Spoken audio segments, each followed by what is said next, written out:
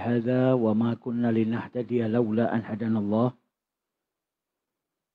سبحانك لا علم لنا إلا ما علمتنا إنك أنت العليم الحكيم رب اشرح لي صدري ويسر لي أمري واحلل عقدة من لساني يفقه قولي اللهم صل وسلم على سيدنا محمد مفتاح باب رحمة الله عدد ما في علم الله صلاة وسلاما دائمين بدوام ملك الله وعلى آله وصحبه أجمعين نويت تعلم وتعليم وتذكر وتذكير والنفع والانتفاء والإفادة والاستفادة والحث على التمسك بكتاب الله وسنة رسوله والدعاء إلى الهدى والدلالة على الخير ابتغاء وجه الله ومرضاته وقربه وثوابه سبحانه وتعالى أما بعد.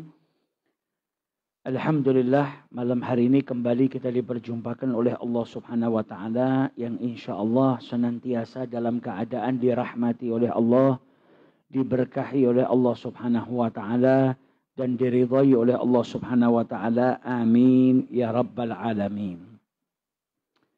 Melanjutkan kajian kita, pada kesempatan kali ini kita akan mengkaji bab yang menjelaskan tentang al-amanah atau pentingnya sifat amanah, yang tak lain itu adalah perintah dari Allah Subhanahu wa Ta'ala dan juga Nabi kita Muhammad sallallahu alaihi wasallam dikenal sebagai seorang yang sangat amanah.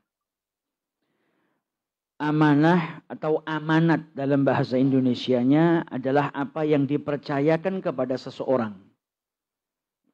Kullu ma yu'amman alaihil mar'u min amrin wa nahyin. Jadi segala sesuatu yang dipercayakan kepada manusia, baik itu berupa perintah ataupun larangan, wa sya'nin min dinin wa dunya, baik itu perkara dunia maupun juga perkara agama.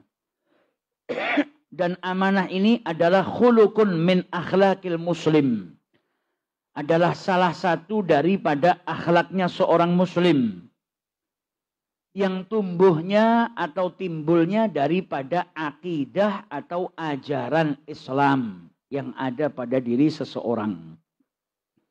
Dalam Al-Quran Allah Subhanahu wa Ta'ala berfirman, wa min ahlil kitabi, dan di antara ahlil kitab, man in ta'manhu bigintarin yu'addihi ilaih, wa minhum man in ta'manhu bidinarin la yu'addihi ilaika illa ma dumta alaihi qa'ima.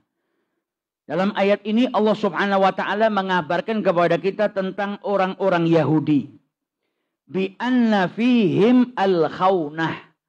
Orang-orang Yahudi ini punya sifat khianah atau berkhianat. Wa yuhadzirul mu'minin minal ightirari bihim, dan Allah sedang memperingatkan orang-orang yang beriman agar tidak ditipu oleh mereka. Fa inna minhum, ada daripada kalangan mereka itu, man inta'manhu bigintarin ay minal mal, yaitu kalau kau titipi sebuah harta, yu'addihi ilaika, maka harta tersebut akan dikembalikan kepadamu. Namun ada sebagian daripada mereka juga, inta'manhu bidinarin, kalau kau percayakan kepadanya atau kau amanati kepadanya 1 dinar saja, yang artinya sedikit, dititipin sesuatu yang sedikit, 1 dinar, la yu'addihi ilaika illa ma dumta alaihi qa'ima, maka tidak akan dikembalikan kepadamu kecuali kau terus-menerus menagihnya. Nah, kalau dititipin 1 dinar saja, nggak dikembalikan kecuali terus-menerus ditagih, apalagi yang lebih besar daripada 1 dinar. Apalagi perkara-perkara yang lebih mulia daripada perkara-perkara dunia. Jadi kita diperingatkan oleh Allah Subhanahu wa Ta'ala, jangan sampai kita juga punya sifat seperti sifatnya mereka. Kalau diamanahi sama seseorang malah khaunah, malah berkhianat. Akan tetapi hendaknya kita menjadi seseorang yang kalau diamanahi, kita memberikan amanah itu kepada yang berhak menerimanya. Tidak berkhianat atas amanah yang diberikan kepada kita. Dan dalam Al-Quran, Allah Subhanahu wa Ta'ala juga berfirman, Innallaha ya'murukum an tu'addul amanati ila ahliha. Sesungguhnya Allah Subhanahu wa Ta'ala itu menyuruh kalian menyampaikan amanat kepada yang berhak menerimanya. Dalam ayat ini, wa hadza ya'ummu jami'al amanat al-wajibah 'alal insan. Sifat amanat di sini umum. Baik itu perintahnya Allah, salat itu amanat, puasa itu amanat. Ketika seseorang itu bernazar, amanat. Ketika seseorang melakukan sesuatu yang ada kafarahnya harus dia bayar, maka itu amanat. Jadi amanat di sini sifatnya umum, baik yang mencakup hubungan kita dengan Allah Subhanahu wa Ta'ala dan juga hubungan kita dengan manusia. Yang diamanatkan oleh manusia kepada kita harus kita jaga. Perintahnya Allah apa? Kau diperintahkan untuk memberikan amanat kepada yang berhak menerimanya. Dikasih amanat jabatan harus dijaga. Dikasih amanat sama seseorang berupa harta atau yang lain sebagainya, maka harus dijaga. Jangan sampai berkhianat atas amanat yang diamanatkan kepada diri kita. Apalagi kalau urusannya sama Allah Subhanahu wa Ta'ala. Salat itu amanat. Perintahnya Allah itu amanat yang harus kita tunaikan. Larangannya Allah itu amanat yang harus kita jauhi. Maka amanat-amanat ini hendaknya kita jaga. Jangan sampai kita berkhianat atas amanat yang diamanatkan oleh Allah Subhanahu wa Ta'ala kepada kita. Dalam ayat yang lain, Allah Subhanahu wa Ta'ala berfirman, Ya ayyuhalladzina amanu, hai orang-orang yang beriman, la takhunullaha war rasul. Jangan khianati Allah dan Rasulnya. Dengan apa? Menampakkan keimanan, menampakkan ketaatan, tapi menyembunyikan kekufuran. Wa takhunu amanatikum wa antum ta'lamun. Dan juga jangan khianati amanat-amanat yang dipasrahkan kepada kalian, yaitu amanat-amanat yang diberikan oleh seseorang kepada kalian. Jangan dikhianati. Jadi dalam ayat yang pertama tadi kita diperintahkan untuk memberikan amanat kepada yang berhak menerimanya. Yang kedua, kita dilarang untuk berkhianat. Khianat kepada amanatnya Allah dan khianat kepada manusia yang mengamanahi kita sesuatu. Jangan sampai kita punya sifat khianah, tapi seorang mukmin, seorang muslim harusnya memiliki sifat amanah. Lihat Nabi Muhammad SAW itu ketika diperintahkan oleh Allah melakukan perjalanan hijrah. Malaikat Jibril datang bawa perintah dari Allah. Nabi Muhammad sudah diizinkan untuk berhijrah. Dan perintahnya Allah apa? Malam ini jangan tidur di rumahmu. Perintahnya Allah apa? Nabi Muhammad gak boleh bermalam di kamarnya. Karena apa? Orang-orang kafir Quraisy sudah punya rencana mau membunuh Nabi Muhammad. Maka Nabi diperintahkan untuk keluar dari rumahnya. Namun ketika Nabi mau berhijrah, Nabi masih memikirkan amanatnya orang Mekah yang dititipkan kepada beliau. Maka Nabi tinggalkan Sayyidina Ali bin Abi Thalib. Sayyidina Ali diperintahkan oleh Nabi Muhammad untuk apa? Tinggal di kota Mekah, mengembalikan amanat-amanatnya orang Mekah yang dititipkan kepada Nabi Muhammad. Nanti kalau sudah selesai, baru nyusul Nabi Muhammad SAW. Padahal keadaannya membahayakan. Nabi mau dibunuh. Nabi diperintahkan oleh Allah untuk keluar dari rumahnya malam itu. Nggak boleh bermalam di rumahnya. Tapi Nabi masih menjaga amanah. Oleh karena itu orang-orang Mekah itu menjuluki Nabi Muhammad apa? Al-Amin. Orang yang sangat amanah. Mulai Nabi sejak kecil, sejak muda. Itu sudah dijuluki sama orang-orang kafir Quraisy sebagai orang yang sangat amanah.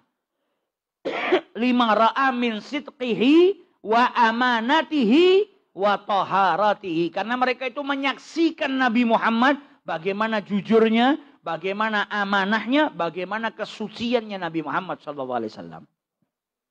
Jadi kita yang ngaku umatnya Nabi Muhammad harusnya kita jaga amanah. Baik amanah daripada Allah. Kalau orang sama Tuhannya saja nggak amanah, apalagi sama manusia. Sehingga orang-orang soleh zaman dahulu itu kalau mau ngelihat amanatnya manusia, itu dilihat dari apa? Bagaimana dia menunaikan amanat Tuhannya. Kalau sama Tuhannya saja amanat, perintahnya Allah dikerjakan, larangannya Allah dijauhi, sama Allah amanat, sama makhluk amanat. Tapi kalau sama Tuhannya nggak amanat, sama Tuhannya berkhianat, lah apalagi sama makhluk. Sama yang ngasih nyawa, ngasih nafas, ngasih rejeki, ngasih kenikmatan, dia khianati, apalagi sama manusia. Maka jangan sampai kita menjadi orang yang khianat. Kalau kita ngaku umatnya Nabi, cinta sama Nabi Muhammad suri tauladan kita. Laqad kana lakum fi Rasulillahi uswatun hasanah. Sifatnya Nabi, akhlaknya Nabi adalah amanah. Maka mari kita contoh sifat amanahnya Nabi besar Muhammad sallallahu alaihi wasallam. Dan dalam ayat yang lain Allah Subhanahu wa taala berfirman walladzina hum li amanatihim wa ahdihim ra'un. Yaitu mereka yang pada amanat yang diamanatkan kepada mereka dan janji yang mereka ucapkan itu mereka menjaga, memelihara. Amanatnya dipelihara, janjinya dipelihara. Idza tuminu lam yakhunu. Kalau diamanati enggak berkhianat. Yu'addunaha ila ahliha. Memberikan amanat itu kepada pemiliknya, kepada yang berhak menerimanya. Wa idza ahadu aw aqadu aufu bidzalik. Kalau berjanji maka dia menunaikan janjinya. Tidak seperti sifat-sifatnya orang munafik. Orang-orang munafik sifatnya bertolak belakang dengan sifatnya orang-orang yang mukmin. Orang-orang yang munafik memiliki sifat apa? Kalau diamanati dia malah berkhianat. Kemudian kalau berjanji dia malah mengingkari janjinya. Nah itu sifat-sifatnya orang-orang yang munafik. Dalam ayat ini Allah menjelaskan sifatnya orang-orang mukmin yaitu apa? Walladzina hum, mereka itu yang kalau diberi amanat kepada amanat-amanat yang dipasrahkan kepada mereka dan kepada janji-janji yang diucapkan kepada mereka oleh mereka ra'un, dipelihara. Nah ini sifatnya orang yang mukmin, orang yang berpegang teguh kepada perintahnya Allah Subhanahu wa ta'ala. Jadi perintahnya Allah itu amanat yang harus kita jaga. Urusan kita sama manusia itu juga kita amanat kita. Karena manusia nanti di hari kiamat ketika dibangkitkan sama Allah akan dimintain pertanggungjawaban atas segala sesuatu yang dia lakukan di muka bumi ini. Semuanya dimintain tanggung jawab. Dan tidak ada yang tertutup. Semuanya dibuka sama Allah dan semuanya akan dimintain pertanggungjawabannya oleh Allah Subhanahu wa taala. Maka dari itu Sayyidina Ali bin Abi Thalib itu kalau datang waktu sholat, apa kata beliau? Ja'at waktul amanah. Datang waktunya amanat. Waktunya menunaikan amanah telah datang. Apa? Datang waktu sholat. Sholat itu amanah. Kita harus menunaikan perintahnya Allah, panggilannya Allah Subhanahu wa ta'ala. Kemudian perintah-perintahnya Allah yang lain itu amanah. Kita dikasih istri. Yang laki-laki dikasih jodoh sama Allah istri, amanah. Dikasih anak, amanah. Ini semua amanah daripada Allah Subhanahu wa ta'ala yang harus kita jaga.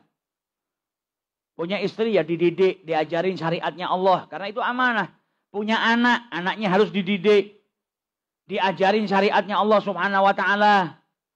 Diajarin mana yang diperintahkan oleh Allah. Diajarin mana yang diharamkan oleh Allah Subhanahu wa ta'ala. Ajarin sholat, ajarin puasa. Karena itu amanah. Kelak orang tuanya akan dimintain pertanggungjawaban oleh Allah Subhanahu wa ta'ala. Dikasih harta sama Allah. Harta itu amanah. Digunakan untuk apa? Harus digunakan untuk perkara-perkara yang dihalalkan oleh Allah. Jangan dikasih harta sama Allah tapi digunakan untuk bermaksiat. Oleh karena itu Imam Hasan al-Basri, ada Imam Hasan al-Basri pernah ditanya, manusia yang teriakannya paling keras nanti di hari kiamat siapa? Manusia yang teriakannya paling keras di hari kiamat itu siapa? Kata Imam Hasan al-Basri, orang yang teriakannya paling keras di hari kiamat adalah mereka yang diberi kenikmatan oleh Allah, namun kenikmatannya digunakan untuk bermaksiat kepada Allah Subhanahu wa ta'ala. Dikasih kenikmatan kesehatan, sehatnya dibuat maksiat. Dikasih rezeki sama Allah, rezekinya dibuat maksiat. Dikasih anak sama Allah Subhanahu wa ta'ala, anaknya nggak dididik. Dibiarkan anaknya nggak kenal sama Allah, dibiarkan anaknya nggak menjalankan perintahnya Allah Subhanahu wa ta'ala. Nah ini hati-hati. Karena manusia kalau diberikan kenikmatan sama Allah, dia diperintahkan untuk bersyukur. Cara bersyukur atas kenikmatan yang diberikan oleh Allah dengan apa? Menggunakan kenikmatan tadi untuk mendekatkan dirinya kepada Allah Subhanahu wa Ta'ala. Jadi amanah harus kita tunaikan. Amanah kita kepada Allah dan amanah kita kepada sesama. Harus kita tunaikan dan jangan sampai kita punya sifat khianah. Dan dalam hadis Nabi SAW bersabda, diriwayatkan oleh Abi Hurairah, ayatul munafiki thalathun. Tanda-tandanya orang munafik itu ada 3. Yang pertama, idza haddatsa kadzdzaba. Kalau bicara dusta. Wa idza wa'ada akhlafa. Kalau berjanji ingkar daripada janjinya. Wa idza tumina khana, kalau diamanati dia berkhianat. Ini tanda-tandanya orang munafik. Sifat kemunafikan itu ada 2. Ada nifak secara i'tiqad. Nifak secara i'tiqad ini mengeluarkan orang yang punya sifat tersebut dari iman kepada Allah, dari keimanan. Kemunafikan secara i'tiqad itu seperti apa? Menunjukkan keislamannya tapi menyembunyikan kekufurannya. Pura-pura Islam, bohirnya taat tapi batinnya kufur. Nah, sifat nifak seperti ini bahaya karena apa? Mengeluarkan orang tersebut daripada keimanan. Nah, yang kedua, nifak secara amali, perbuatannya menjadikan dirinya mirip dengan orang munafik. Dan itu termasuk daripada kabair atau dosa besar. Nah, tanda-tandanya orang munafik seperti ini disebutkan oleh Rasul sallallahu alaihi wasallam, idza hadatsa kadzdzaba. Kalau bicara dusta. Kemudian kalau berjanji dia ingkar daripada janjinya, dan kemudian kalau diamanati khianat. Satu sifat ini bahaya, apalagi kalau 3-3 ada pada diri manusia. Satu saja berbahaya. Karena apa? Perbuatan seperti ini atau sifat seperti ini menjadikan orang tersebut tergolong sebagai orang yang munafik atau munafik yang disebut dengan nifak amali. Dan termasuk daripada kabair atau dosa besar. Jadi kita harus jaga apa yang keluar dari lisan manusia itu bisa membahayakan si pemilik lisan. Kalau dia ucapannya berdusta, maka orang yang berdusta dilaknat sama Allah Subhanahu wa Ta'ala. Dan orang yang berdusta menjadikan dirinya nggak dipercaya. Kalau nggak dipercaya, nggak ada orang yang mau berkumpul dengan dirinya. Kemudian kalau dia berjanji, dia harus berjuang untuk menepati janjinya. Karena kalau sampai dia berkhianat daripada janjinya, nanti akan mendapatkan hukuman daripada Allah Subhanahu wa Ta'ala. Kemudian yang terakhir, kalau diamanati, jangan berkhianat. Ketika diamanati, maka dia harus menunaikan amanatnya. Dikasih jabatan itu amanah, maka nggak boleh dia khianat. Dikasih tanggung jawab itu amanah, maka nggak boleh dia berkhianat.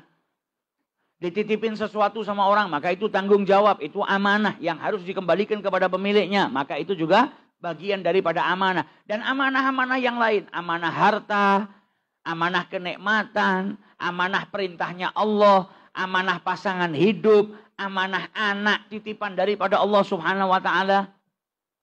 Maka ini semua harus dijaga, jangan sampai seseorang itu memiliki tanda-tanda atau sifatnya orang munafik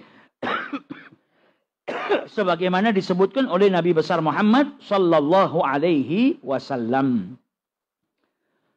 Kemudian diriwayatkan dulu datang salah seorang lelaki kepada Rasul sallallahu alaihi wasallam. Nabi masih di majelisnya, masih menjelaskan sesuatu atau menjawab pertanyaan seseorang, datang orang Arab Badui. Dia datang kepada Nabi Muhammad, kemudian ketika Nabi Muhammad masih menjawab pertanyaan seseorang, dia itu menyela ucapannya Nabi. Jadi memotong ucapannya Nabi. Dia bertanya kepada Rasulullah, mata taqumus sa'ah? Ya Rasulullah, kapan datangnya hari kiamat? Maka pertanyaannya itu nggak langsung dijawab sama Nabi Muhammad. Tapi Nabi Muhammad meneruskan pembicaraannya kepada orang yang tadi masih diajak bicara sama Nabi.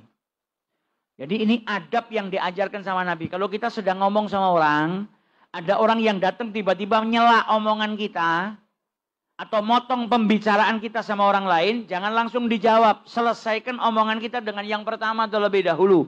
Baru setelah itu jawab pertanyaan yang orang yang kedua. Kecuali kalau misalnya kita sedang bicara dengan seseorang, kemudian ada yang ngajak bicara sama kita, tapi kita wajib menjawabnya. Maka potong pembicaraan yang pertama nggak apa-apa. Seperti apa? Kita masih ngomong sama orang, ibu kita manggil. Dan jawab panggilannya ibu wajib. Kita harus jawab.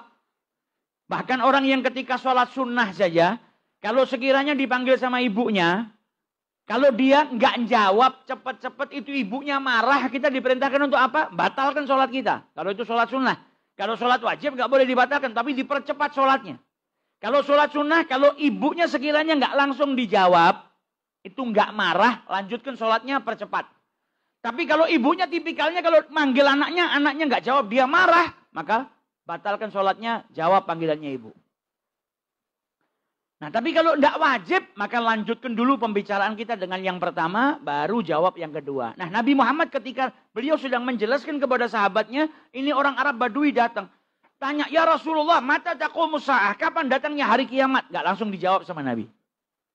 Sehingga para sahabat saat itu mengira, ada yang mengira kalau Nabi gak suka dengan pertanyaannya, maka gak dijawab.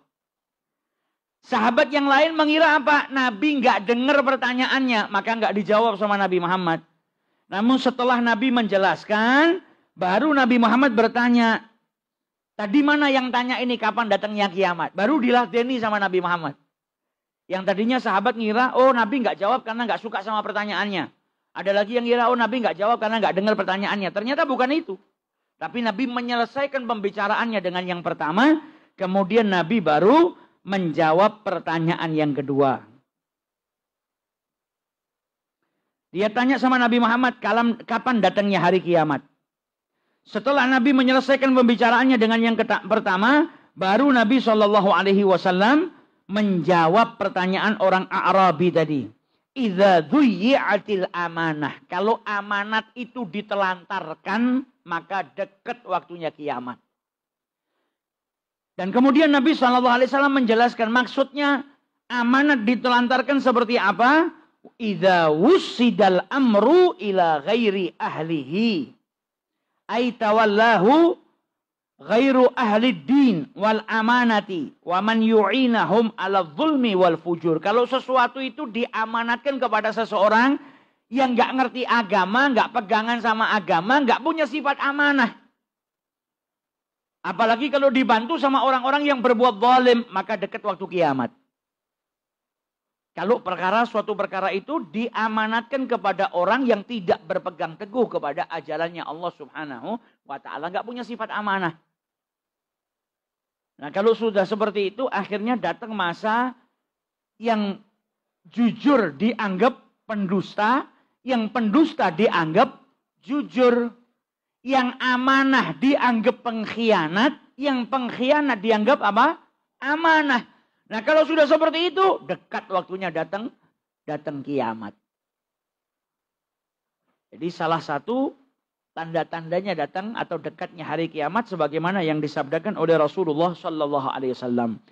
Dan Sayyidina Anas ibnu Malik radhiyallahu taala anhu, beliau meriwayatkan Nabi Muhammad itu setiap kali beliau berkhutbah senantiasa beliau berkata la imana liman la amanata lahu. Gak ada iman bagi mereka yang tidak amanah. Maksudnya gak ada iman apa? Tidak sempurna. Iman seseorang yang tidak memiliki sifat amanah. Wala dina liman la ahdalahu. Tidak ada agama bagi mereka yang tidak bisa memegang janjinya. Maksudnya apa? Tidak sempurna agama seseorang yang sering mengingkari janjinya atau tidak menunaikan janjinya. Setiap kali Nabi berceramah, kata Anas bin Malik, selalu membawakan ini. Gak sempurna imannya seseorang yang gak amanah. Gak sempurna agamanya seseorang yang tidak menepati janjinya. Nasihat ini seringkali diulang-ulang oleh Nabi besar Muhammad sallallahu alaihi wasallam. Nah, ini sebagian daripada ayat-ayat Al-Quran yang menjelaskan tentang sifat amanah dan juga hadits-haditsnya Nabi besar Muhammad sallallahu alaihi wasallam. Kemudian dikatakan oleh Sayyidina Umar ibn Khattab radhiyallahu taala anhu, la yu'jibukum minar rajuli tontonatuhu. Jangan sampai kalian itu takjub kepada seseorang karena apa? Karena penampilannya. Walakin akan tetapi kita itu harusnya takjub kepada siapa? Kepada seseorang yang addal amanata wa kaffa an a'radhin nas. Harusnya kita itu takjub kepada siapa? Kepada seseorang yang menunaikan amanahnya. Berarti orang yang amanah dan juga seseorang yang menjaga kehormatan orang lain, enggak jatuhkan kehormatan orang lain. Fahuwar rajul, kata Sayyidina Umar, yang seperti ini yang layak disebut sebagai lelaki sejati. Siapa lelaki sejati itu? Yang amanah. Siapa lelaki sejati itu? Yang menyampaikan amanah kepada yang berhak menerimanya. Siapa lelaki sejati itu? Yang jaga kehormatan orang lain. Gak ngehina orang lain. Gak nyakitin hatinya orang lain. Gak menistakan orang lain. Gak menodai kehormatan seorang wanita atau kehormatan seorang lelaki juga gak dijatuhkan. Menghormati orang lain. Dan juga apa? Amanah. Kadang ada orang penampilannya istimewa tapi gak amanah. Kadang ada orang penampilan istimewa tapi menjatuhkan kehormatan orang lain. Itu bukan lelaki sejati. Tetapi lelaki sejati kata Sayyidina Umar bin Khattab yang menunaikan amanah dan juga menjaga atau tidak melakukan sesuatu yang menghilangkan kehormatan seseorang. Dan dikatakan oleh Sayyidina Ali bin Abi Thalib karramallahu wajhah, adaul amanah miftahur rizki. Menunaikan amanat itu kunci rezeki. Kalau mau rezeki kita lancar, mau buka pintu-pintu rezeki kita, kuncinya apa? Amanah. Orang yang amanah berarti dia sedang membuka pintu-pintu rezekinya. Berarti sebaliknya, orang yang tidak amanah dia mengunci pintu rezekinya tertutup. Maka kita lihat, orang kalau nggak amanah nyari kerja aja susah. Kalau dikenal sebagai seseorang yang nggak amanah, dia mau cari kerja ke sana kemari ditolak sama orang.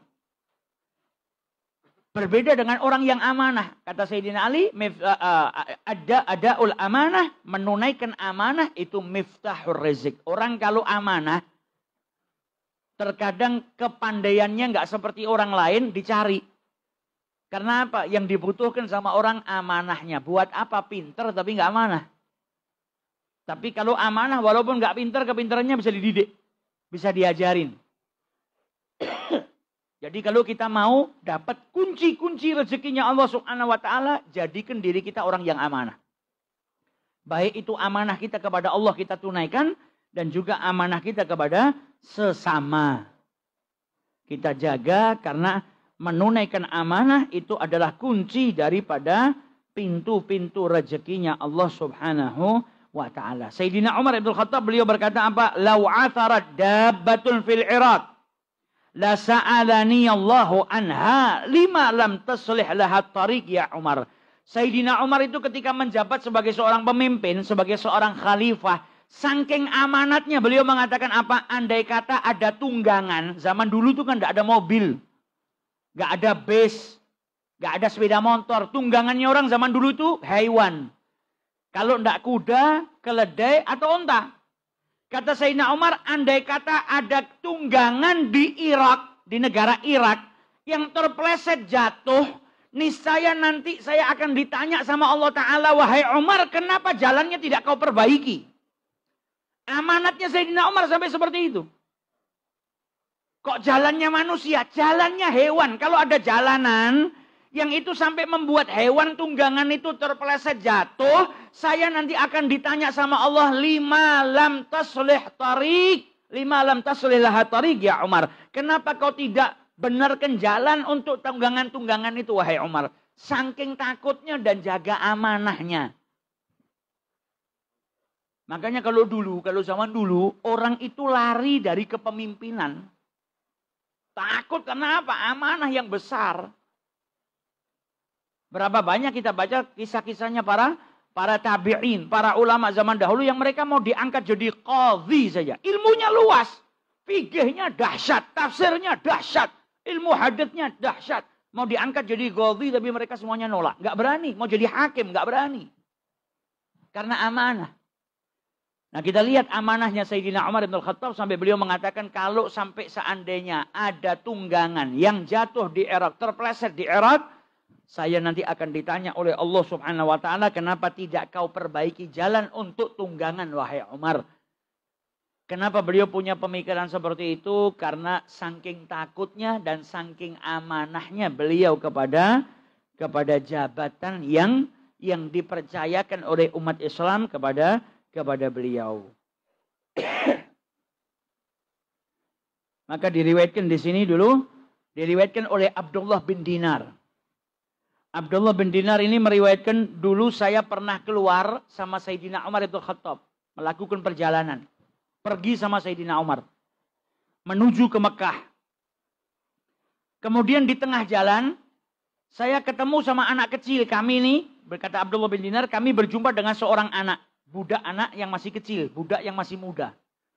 Yang kerjaannya apa? Mengembalakan domba, mengembalakan kambing. Kemudian anak ini diuji sama Sayyidina Umar keamanahannya. Diuji sama Sayyidina Umar. Dipanggil anak muda sini. Sini kau kemari. Saya mau beli anak kambing ini satu. Kambingmu saya beli satu. Kata anak muda ini, loh saya ini mamluk, saya ini budak. Saya hanya mengembalakan kambing-kambing milik majikan saya. Ini bukan punya saya nggak bisa jual. Kemudian diuji dia sama Sayyidina Umar. Gini saja, saya beli, nanti kalau kau ditanya sama majikanmu, kambingnya kok hilang satu, bilang dimakan serigala. Selesai, beres. Maka anak itu ketika mendengar ucapannya Sayyidina Umar, dia nggak tahu kalau yang bicara sama dia Sayyidina Umar. Maka anak tadi berbicara apa? Wa ainallah, terus di mana Allah? Sayyidina Umar kan bilang, nanti kalau ditanya sama majikanmu, bilang apa? Kambingnya dimakan sama serigala. Terus di mana Allah? Kalau majikan saya nggak tahu, kan Allah tahu. Lantas di mana Allah ini? Maka Sayyidina Umar tersentuh melihat jawabannya anak ini. Ini budak miskin. Kalau dia dibeli kambingnya tadi, dia dapat uang, dia bisa beli dirinya sama majikannya. Bisa merdekakan dirinya. Dan dia bisa saja bilang sama majikannya, anak kambingnya tadi dimakan serigala satu. Tapi dia tetap milih apa? Amanah, jaga amanah. Walaupun saya seorang budak, saya diamanati sama majikan saya yang jaga kambing-kambingnya, saya jaga. Saya nggak mau khianat. Maka akhirnya sama Sayyidina Umar diikutin anak itu. Sayyidina Umar ikut pergi ke tempatnya si anak tadi. Sampai di rumah majikannya dibeli sama Sayyidina Umar. Budak yang jujur ini, yang amanah tadi dibeli sama Sayyidina Umar. Setelah dibeli, dimerdekakan oleh Sayyidina Umar bin Khattab. Kemudian Sayyidina Umar berkata kepada anak muda tadi apa? Kalimatun. Satu kalimat. Ainallah. Di mana Allah? Gara-gara kalimat ini, hari ini kau terbebaskan daripada perbudakan dunia. Satu kalimat bisa bikin kau bebas di dunia. Dan saya berharap kalimat ini bisa membebaskanmu kelak dari siksanya Allah di akhirat.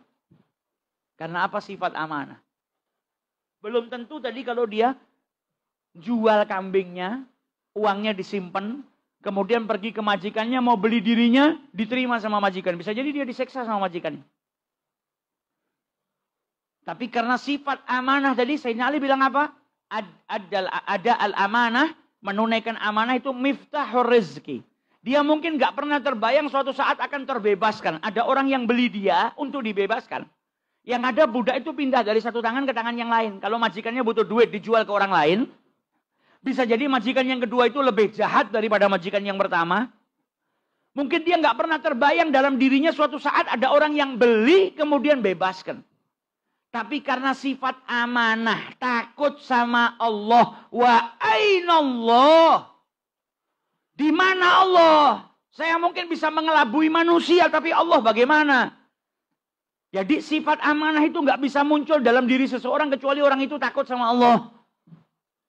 Sayyidina Umar juga dalam salah satu nasihatnya mengatakan apa? Wala amina illa man yakhshallah. Gak ada yang amanat kecuali orang-orang yang takut sama Allah. Orang yang punya rasa takut kepada Allah, dia akan memiliki sifat amanah. Karena apa? Takut sama Allah. Kenapa kau gak ambil? Loh ini urusannya sama Allah. Saya disuruh jaga sama Allah amanat. Saya gak boleh khianat. Ini urusannya saya bukan hanya sama manusia pemiliknya. Tapi saya nanti akan dimintain pertanggungjawaban sama Allah Ta'ala. Nah, rasa takut itu yang menjadikan dirinya punya sifat amanah. Dibeli sama Sayyidina Umar, dimerdekakan oleh Sayyidina Umar Ibn Khattab berkat apa? Amanah. Karena sifat amanahnya. Bahkan diriwayatkan di sini, Sayyidina Umar Ibn Khattab ketika menjabat sebagai khalifah, beliau pernah mau pergi keluar kota karena ada urusan. Kalau zaman sekarang orang nggak punya mobil, mau pergi mau ada urusan dia bisa sewa mobil. Zaman dulu nggak ada mobil. Dan Sayyidina Umar ketika menjabat sebagai khalifah bukan terus jadi orang kaya, enggak. Mau pergi ke sebuah tempat, ada urusan di sana, beliau istajar. Nyewa kuda. Dan ketika beliau nunggang kudanya, jalan sambil baca Quran. Hanyut dalam bacaannya, selendangnya, serbannya jatuh, enggak kerasa. Sudah jauh, baru beliau sadar. Dan ada yang ngabarin beliau, kalau selendangnya tadi jatuh di jalan sana. Sudah jauh. Mungkin yang ngasih tahu ini nggak berani ngasih tahu Sayyidina Umar ketika Sayyidina Umar lagi sibuk baca Quran. Maka Sayyidina Umar turun dari kudanya dan merintahkan orang tadi, kau tunggu kuda saya mau ambil selendang saya yang jatuh. Kudanya ditinggal, beliau jalan kaki ke tempat selendangnya jatuh. Ngambil selendangnya kemudian kembali. Ketika kembali yang jagakan kudanya tadi bingung dan tanya sama Sayyidina Umar. Saya ini ada 2 pertanyaan. Penasaran saya. Kata Sayyidina Umar, apa yang mau tanyakan? Yang pertama, kenapa kau tidak kembali ke tempat selendangmu jatuh naik kuda ini? Kok malah jalan kaki? Kata Sayyidina Umar apa? Karena tadi waktu saya nyewa kuda ini, perjanjian saya pakai kuda dari tempat saya ke tempat tujuan yang saya sewa.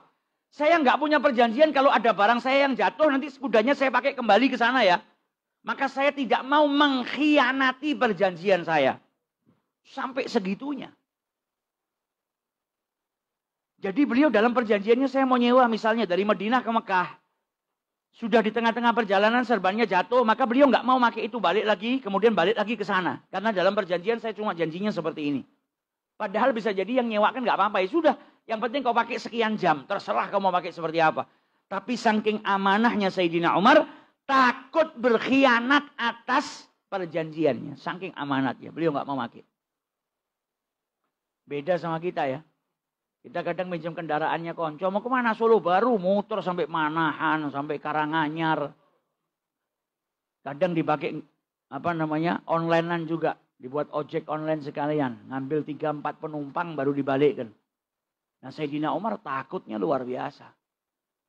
Sampai beliau itu lebih memilih jalan kaki untuk mengambil selendangnya yang jatuh. Bahkan Sayyidina Umar Ibn Khattab itu diriwayatkan, Sayyidina Umar itu ketika menjabat sebagai pemimpin, kebiasaan beliau setiap malam itu keluar melihat keadaan rakyatnya satu persatu. Jadi beliau keluar seperti orang sekarang seskambling lah. Penduduknya itu butuh apa atau ada kekurangan. Muter Sayyidina Umar, padahal jabatannya khalifah. Bukan presiden satu negara, tapi presiden banyak negara. Pemimpinnya umat Islam saat itu. Malam keluar, beliau lihat keadaan umat Islam yang butuh bantuan. Sampai beliau dapatin ada satu tempat, satu rumah yang apinya itu nyala. Orang dulu kan nggak pakai lampu. Ada api yang nyala. Didatangi sama Sayyidina Umar. Dilihat ada satu perempuan duduk. Kemudian depannya ada api, dia masak. Ada mangkok. Ada panci, dia masih masak. Anaknya di sekelilingnya nangis. Ternyata perempuan tadi janda. Anak-anaknya yatim. Ditanya sama Sayyidina Umar. Ini kenapa anak-anakmu kok nangis semua? Dia bilang anak-anak kami lapar. Terus yang kau masak itu apa? Air sama batu. Saya masak supaya mereka tenang. Ngira kalau ada makanan, maka nangisnya akhirnya berhenti. Tujuannya masak air tadi cuma apa? Supaya berhentikan anak-anaknya nangis dan tertidur. Mereka semua nangis karena lapar. Kemudian wanita tadi berkata, Allah fi Umar. Dia mengeluhkan tentang khalifahnya umat Islam, Sayyidina Umar. Dia nggak tahu kalau yang datang ke rumahnya Sayyidina Umar. Maka Sayyidina Umar saat itu tanya sama wanita tadi, wa ma dzanbun Umar? Apa dosanya Umar bin Khattab kok sampai kau katakan Allah fi Umar? Kok sampai kau nggak terima? Salahnya Umar bin Khattab itu apa? Ya dia kan pemimpin kami. Dia khalifah kami. Tapi dia melupakan kami. Lihat kami ini rakyatnya nggak punya makan.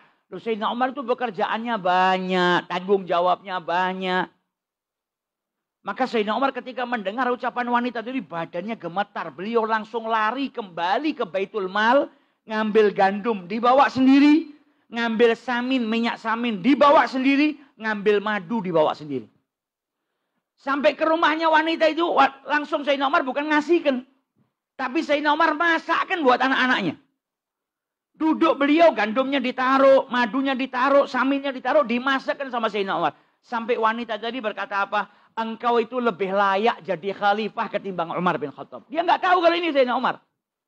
Sifat amanahmu nih yang luar biasa. Sifat baikmu kau lebih layak daripada Sayyidina Umar. Maka setelah jadi makannya dikasihkan sama Sayyidina Umar. Kemudian Sayyidina Umar bilang kepada wanita tersebut, besok kau menghadap ke khalifah. Saya akan mengadukan perihalmu kepada khalifah. Kau besok tinggal menghadap. Perempuan itu nggak tahu kalau yang bicara Sayyidina Umar.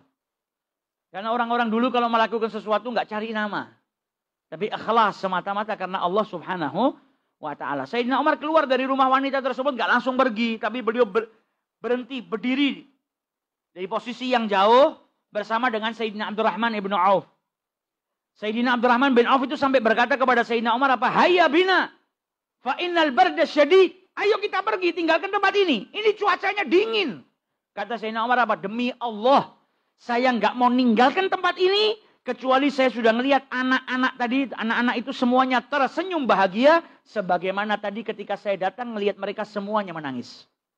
Tadi saya datang mereka semua nangis. Dan sebab nangisnya apa saya? Beliau menganggap dirinya yang salah. Maka saya nggak mau tinggalkan tempat ini kecuali saya sudah melihat mereka semua tersenyum bahagia. Setelah anak-anak itu makan, kenyang, main satu sama lain, ketawa, baru Sayyidina Umar pergi. Kata Sayyidina Abdurrahman bin Auf, di saat itu Sayyidina Umar hanyut dalam rasa takutnya. Karena apa? Ada amanah yang akan ditanyakan sama Allah Ta'ala. Kata Sayyidina Abdurrahman bin Auf, sampai sholat subuh, saya itu tidak mendengar bacaannya Sayyidina Umar. Sayyidina Umar sholat subuh jadi imam. Saya nggak dengar jelas bacaannya karena beliau sholat dalam keadaan apa? Menangis karena rasa takutnya kepada Allah Subhanahu wa Ta'ala. Di keesokan harinya pagi Sayyidina Umar duduk di masjidnya Rasulullah. Di sebelahnya ada Sayyidina Ali bin Abi Thalib. Sebelahnya ada Abdurrahman ibn Auf. Di sebelahnya ada Abdullah ibn Mas'ud. Maka wanita tadi datang. Mau ketemu sama Sayyidina Umar. Ketika sampai di hadapan Sayyidina Umar, dia ngeliat, ini lelaki yang tadi malam ke rumah saya, bantu saya. Tapi ketika dia sedang melihat Sayyidina Umar, dia dikejutkan dengan apa? Sayyidina Ali manggil Sayyidina Umar ibn Khattab dengan sebutan Amirul Mukminin. Kemudian Abdullah bin Mas'ud manggil Sayyidina Umar juga, ya Amirul Mukminin. Maka dia bawa barang-barangnya sampai jatuh. Saking kagetnya ternyata yang tadi malam datang ke rumahnya itu adalah Amirul Mukminin, Umar ibn Khattab. Saking takutnya sampai barang bawaannya itu jatuh. Kata Sayyidina Umar apa? Labas, gak apa-apa, jangan takut, jangan takut. Wanita tadi bilang, maafkan saya, wahai Amirul Mukminin. Kata Sayyidina Umar, kau tidak punya salah. Saya sengaja merintahkan kamu datang ke sini supaya saya bisa membayar perbuatan zalim saya yang saya lakukan kepada Anda. Saya mau beli kezaliman yang saya lakukan kepada Anda. Kata Sayyidina Umar apa? Saya beli kezaliman saya ini yang saya lakukan kepada Anda dengan harga 600 dirham. Sampai Sayyidina Umar bikin nota, tanda terima.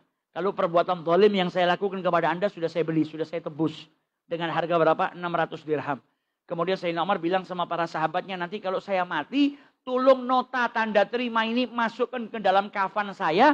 Saya nggak mau menghadap kepada Allah dan saya punya tanggungan. Ini akan menjadi bukti kalau saya akan kembali kepada Allah nggak ada yang saya zalimi. Saking apa takutnya sama Allah Subhanahu wa Ta'ala dan jaga amanah. Sifat amanah yang ada pada beliau dan amanah yang pada para ulama juga sama.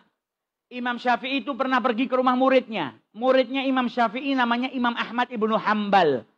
Murid kedatangan guru itu bahagianya luar biasa. Kalau gurunya seandainya ngambilin makanan di rumahnya muridnya mau dihabiskan, seneng muridnya. Imam Syafi'i datang ke rumahnya Imam Ahmad ibnu Hambal, datang waktu malam, datang waktu tidur, beliau mau tidur dikasih kamar. Kamar di zaman dulu kecil-kecil. Ketika Imam Syafi'i mau tidur, tempat menjulurkan kakinya, kalau kakinya diselonjorkan, itu ke arah Quran. Bukan Qurannya di bawah, tapi ada Quran mungkin di dinding, atau ada Quran mungkin di di atas pintu. Pokoknya kalau kakinya diselonjorkan itu ke arahnya Quran. Nah, Imam Syafi'i jaganya adab sama Quran luar biasa. Gak mau beliau tidur kakinya kalau dijulurkan ke arah Quran. Gak ada adabnya. Maka akhirnya apa? Semalam suntuk beliau gak tidur. Mungkin ada yang tanya, kenapa gak pindah saja posisi tidurnya? Kakinya ke arah pintu, kepalanya yang di arah Quran. Nah, mungkin bisa jadi kalau kakinya berubah posisi, tidurnya gak ngadep kiblat. Para ulama itu pegangan sama sunnah luar biasa. Maka nggak tidur sampai subuh. Menjelang subuh Imam Ahmad Ibn Hanbal datang ngelihat gurunya nggak tidur, kaget. Loh, kenapa Anda nggak tidur wahai guruku? Dia bilang, ini saya kalau nyelonjorkan kaki saya ada Quran, nggak pantas. Kaki saya menghadap ke arah Quran. Kata Imam Ahmad Ibn Hanbal, kenapa kau nggak bangunin saya? Biar Qurannya saya pindah. Ya saya nggak mau ganggu Anda. Sudah bertamu, nggak mau ganggu yang punya rumah. Gak mau ngagetkan, gak mau bangunin. Kata Imam Ahmad Ibn Hanbal, kenapa gak kau pindahkan saja supaya kau bisa tidur? Ini bukan punya saya. Maka saya gak berani memindahkan barang yang bukan milik saya. Amanah. Barang bukan miliknya gak akan dipindahkan, apalagi diambil. Ini barang bukan milik saya pindahkan. Saya gak berani, saya gak punya izin kok. Saking jaga amanahnya seperti itu. Nah, ini amanah yang dijaga oleh Al-Imam Syafi'i. Sayyidina Umar juga pernah waktu ronda Siskampling. Ada satu rumah yang di situ ada orang sedang berbicara. Sayyidina Umar mendengarkan pembicaraannya. Apa pembicaraannya? Pembicaraan seorang ibu dengan anaknya. Ibunya itu jualan susu. Jadi kalau malam susunya dipersiapkan buat besok dijual, tapi dicampur pakai air terlebih dahulu. Nah, anak perempuannya yang perawan teriak-teriak, "Bu, jangan dicampur. Amanah ini jualan susu, jangan nipu orang." Kalau Sayyidina Umar, kalau Amirul Mukminin tahu bagaimana? Bukankah Khalifah Amirul Mukminin melarang kita untuk melakukan ini? Gak boleh nipu. Kata ibunya, Amirul Mukminin tahu dari mana? Oh, ini kita berduaan di rumah, gak ada yang ngelihat kok. Udah kau diem. Kata anak perempuannya apa? Kalau Amirul Mukminin nggak tahu kan Tuhannya Amirul Mukminin tahu, Bu. Allah kan tahu kalau Anda berbuat curang. Allah tahu kalau Anda menipu. Sama Sayyidina Umar dititeni rumahnya. Besok pagi Sayyidina Umar tanya, ini rumahnya siapa? Rumahnya fulana. Kerjanya apa? Jual susu. Sayyidina Umar pergi ke rumahnya. Tanya sama anaknya, ada yang mau nikah enggak? Bapak punya calon yang istimewa. Akhirnya anaknya Asim dibawa. Anaknya Sayyidina Umar namanya Asim. Dibawa, tidak pakai ngelihat, percaya sama bapaknya sudah. Dibawa sama Sayyidina Umar. Sampai ke rumahnya penjual susu tadi, Sayyidina Umar masuk, yang jualan susu kaget. Ya Allah, tadi malam baru dirasain ini.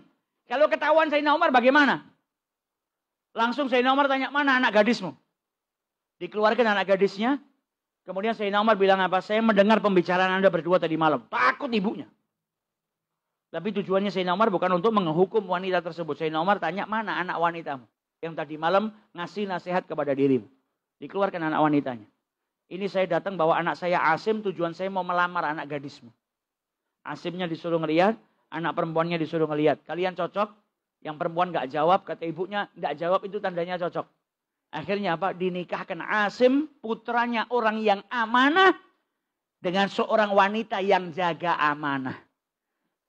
Dari hasil yang amanah, menikah dengan seseorang yang amanah, maka membuahkan seorang anak. Pernikahan Asim sama wanita tadi membuahkan seorang anak yang bernama Laila. Anak wanita tadi Laila dinikah sama Abdul Aziz ibnu Marwan dan memiliki seorang keturunan khalifah kelima dalam Islam, yaitu Umar bin Abdul Aziz, seorang khalifah yang dikenal sangat amanah. Umar bin Abdul Aziz ini khalifah yang amanah. Kok bisa jadi seperti itu? Salah satu penyebabnya apa? Induknya, kakeknya, ibunya hasil daripada keturunan-keturunan yang amanah.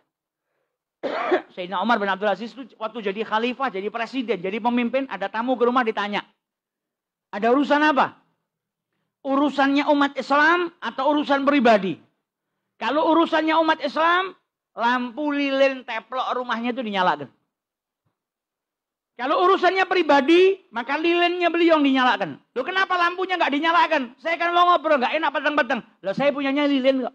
Lah itu amanat dari Baitul Mal untuk kepentingan umat Islam. Kalau urusannya pribadi saya nggak berani pakai. Lampu nggak berani nyalakan. Anda datang urusan pribadi, ya ini lilin. Saya punyanya lilin, pakainya lilin. Amanahnya sampai seperti itu. Karena apa? Orang tuanya amanah. Lahirnya dari mana? Dzurriyyahnya orang-orang yang amanah. Maka insya Allah kalau kita jadi orang yang amanah, insya Allah anak-anak keturunan kita juga dijadikan orang-orang yang amanah oleh Allah Subhanahu wa Ta'ala. Jadi ini sepenggal daripada sifat amanah yang tak lain itu akhlak atau budi pekerti yang luhur yang diwariskan oleh Rasulullah Sallallahu Alaihi Wasallam dan kita diperintahkan oleh Allah Subhanahu wa Ta'ala untuk menjadi seseorang yang amanah. Maka jangan sampai kita menjadi orang yang khianat. Jangan sampai kita terjerumus melakukan perbuatan yang dikatakan tadi sama Rasulullah. Sifat-sifatnya orang munafik. Wa'iyadzubillah. Jangan sampai kita mengucap kecuali jujur. Jangan sampai kita berjanji kecuali kita tepati janji kita. Jangan sampai kita diamanati sesuatu kecuali kita menunaikan amanat yang diamanatkan kepada kita. Dan semoga Allah Subhanahu wa Ta'ala memberikan taufik dan hidayahnya kepada kita. Dipermudah kita untuk memiliki sifat-sifat yang diwariskan oleh Nabi Muhammad SAW. Dijadikan orang-orang yang tidak mengucap kecuali jujur. Tidak berjanji kecuali menunaikan. Dan tidak diberikan amanat baik oleh Allah maupun oleh makhluk. Kecuali kita menunaikan amanat kita. Dijauhkan daripada sifat al-khiyanah. Amin ya Rabbal Alamin. Allahumma ja'al fi jam'ina hadha jam'an marhumah. Wa tafarruquna min ba'd tafarruqan ma'suma. Allahumma arinal haqqa haqqa warzuqna ittiba'ah wa arinal batila batila warzuqna istinabah bi fadli subhana rabbika rabbil izzati amma yasifun wa salamun alal mursalin walhamdulillahi rabbil alamin. Wallahu a'lam. Tsumma assalamu alaikum warahmatullahi wabarakatuh.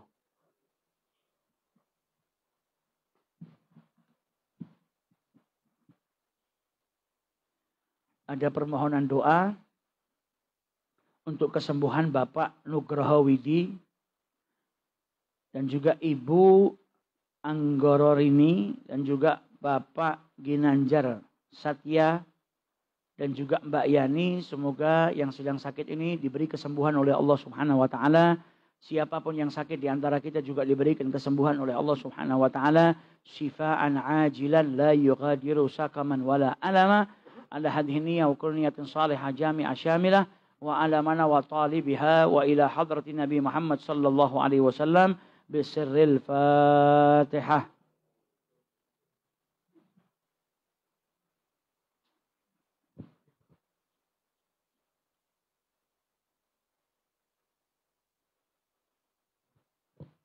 Ngapunten, Bib. Badhe tanget setunggal mawon nggih, Bib. Bismillahirrahmanirrahim. Assalamualaikum warahmatullahi wabarakatuh. Waalaikumsalam. Tentang amanah menika Bib luar biasa sangat.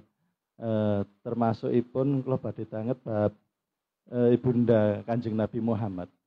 Menika kalau tingali kok ada kecocokan juga Bib.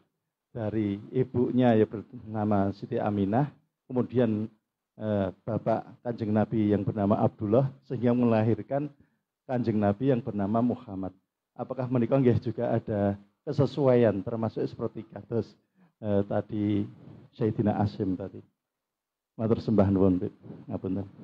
Nah, kalau Sayyidina Muhammad sallallahu alaihi wasallam beliau lebih mulia daripada siapapun. Nah, bisa jadi orang-orang yang dititipi, diamanahi oleh Allah untuk ya seperti ibunya akan hamil Nabi Muhammad, ayahnya juga akan menjadi ayahnya Nabi Muhammad. Mereka mendapatkan keberkahan daripada Nabi Muhammad sallallahu alaihi wasallam. Kalau nabinya Muhammad sendiri nggak ada yang bisa mengalahkan derajat beliau. Jadi beliau memang orang yang istimewa, yang kedudukannya juga istimewa. Tapi yang perlu kita catat, Nabi Muhammad itu dari kecil lahir beliau nggak punya ayah. Wulida yatiman, lahir dalam keadaan yatim. Usia 6 tahun ibunya meninggal. Usia 8 tahun kakeknya meninggal. Jadi Nabi dari kecil sudah kehilangan orang-orang yang ngasuh beliau. Tujuannya atau hikmahnya apa? Para ulama menjelaskan hikmahnya karena yang mendidik langsung Nabi Muhammad adalah Allah. Jadi Allah yang jaga Nabi, Allah yang didik Nabi Muhammad sallallahu alaihi wasallam. Sehingga di kemudian hari nggak ada orang yang mengatakan, oh Nabi Muhammad itu jadi orang hebat karena didikan bapaknya. Bapaknya meninggal, Nabi Muhammad masih dalam kandungan. Oh ini karena didikan ibunya. Ibunya 6 tahun, Nabi Muhammad meninggal. Oh ini karena didikan kakeknya. Nabi Muhammad 8 tahun masih main-main. Kakeknya sudah meninggal. Tak lain Nabi Muhammad jadi orang istimewa, jadi orang hebat. Siapa yang mendidik? Allah Subhanahu wa ta'ala. Dan Nabi Muhammad SAW sendiri menjelaskan kepada kita, ada bani Rabbi, aku dididik oleh Tuhanku. Dan itu adalah sebaik-baik pendidikan. Jadi yang mendidik, yang jaga Nabi Muhammad adalah Allah Subhanahu wa ta'ala. Allahu a'lam.